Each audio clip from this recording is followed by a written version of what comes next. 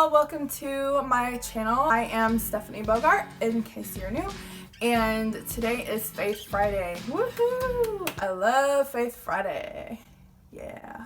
I wanted to talk about what happens when you are going to church and people are like, oh, have you accepted Jesus into your heart yet? Or accepted Christ as your Savior yet? Are you saved yet? And then you're kind of like, I mean, I'm going to church. You know, have you really just like let Jesus into your heart and just you give him everything and you say the special prayer that you're gonna like let him in your heart and stuff. And then you're just like, if people are telling you that and then you don't know what it means, it just means that you basically say, okay, Jesus, I believe in you. I believe that you're my Savior, that you died on the cross for me, you, for my sins, and I'm just gonna give it all to you. I'm gonna live my life for you, and not for the world, not for what everyone else wants. Maybe you're at that point and then you're just like, okay, but what's gonna happen to me if I do that? Like, am I gonna be a different person? Am I gonna change?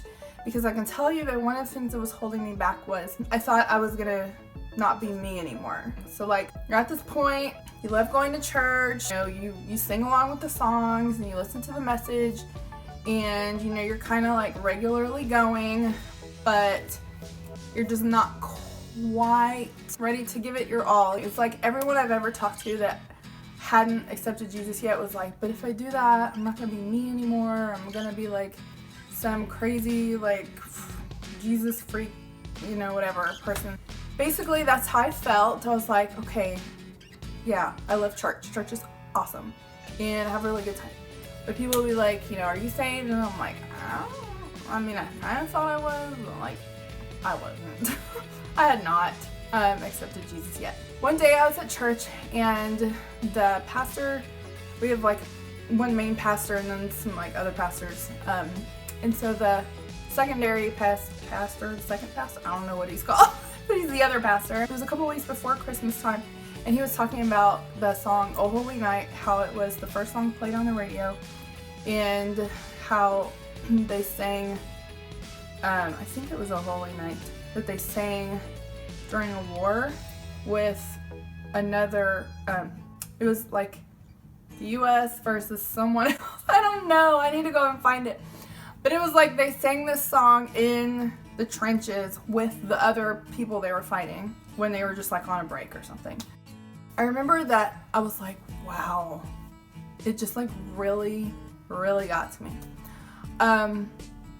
The next day, so that was December 14th, the next day was December 15th, and I just felt something change within me. And I was just like, okay, I get it. Like, I get it. I felt like my heart just like the Grinch's, you know, except I wasn't the Grinch. But it was like the Grinch's heart, and it just like grows and it just like expands so big that you're like, whoa. Just this happiness that you can't explain. And I guess that's when I accepted Jesus, because I just kind of was like, I get it now. I love it. I love church. I love all of it. And whatever. So then I told like my husband, and he was like, did you say the prayer? And I'm like, what prayer?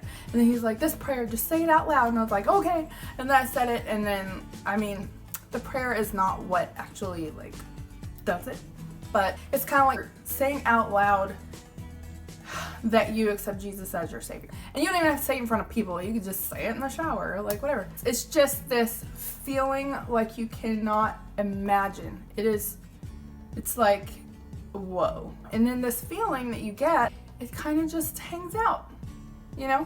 It just stays there, and it just doesn't go anywhere no matter what. I don't think it's ever as strong as that moment. It's kind of like when a woman has a baby and the baby comes out and you meet the baby for the first time. It's like, oh my gosh. You always love that baby, but it's never like the moment that the baby's born. That's just like, you can never replicate that. So it's almost like the same thing. You're being born into Christ's family. What happened to me was I didn't change who I am. I'm still me, I'm still totally weird, I'm still a goofball. It's almost like I just became a better version of myself.